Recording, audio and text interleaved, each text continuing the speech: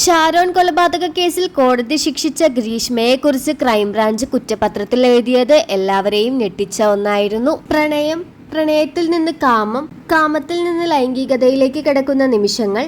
ആ സെക്സിന്റെ തീവ്രതയിലും മനസ്സിൽ പക സൂക്ഷിച്ചിരുന്നു ഗ്രീഷ്മ. ഷാരോൺ രാജിനെ തന്റെ ശരീരത്തിലേക്കും ലൈംഗികതയിലേക്കും അടുപ്പിക്കുമ്പോഴും അവളുടെ മനസ്സിൽ ഒന്നു മാത്രമായിരുന്നു: ഷാരോൺ രാജിനെ എങ്ങനെയെങ്കിലും കൊല്ലുക എന്നത്.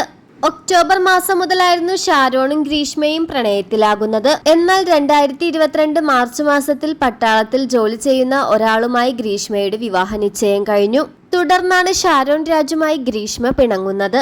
എന്നാൽ 2022 മെയ് മാസം മുതൽ തന്റെ ജീവിതത്തിലേക്ക് ഷാരോണിനെ വീണ്ടും അടുപ്പിക്കുകയായിരുന്നു ഗ്രീഷ്മ.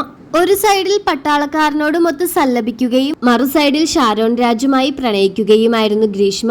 നവംബറിൽ ഷാരോൺ രാജിന്റെ വീട്ടിൽ വെച്ച് ഇരുവരും താലി കെട്ടി. പിന്നീട് ഇരുവരും ഹോട്ടൽ മുറിയിൽ റൂമെടുത്ത് ശാരീരിക ബന്ധത്തിൽ ഏർപ്പെട്ടു. പിന്നീട് ശാരീരിക ബന്ധം തുടർന്നുകൊണ്ടേയിരുന്നു. എന്നാൽ വിവാഹ തീയതി അടുത്തു വന്നുകൊണ്ടിരുന്ന സാഹചര്യത്തിൽ എങ്ങനെയെങ്കിലും ഷാരോണിനെ കൊല്ലണമെന്ന് തീരുമാനിച്ചു ഗ്രീഷ്മ.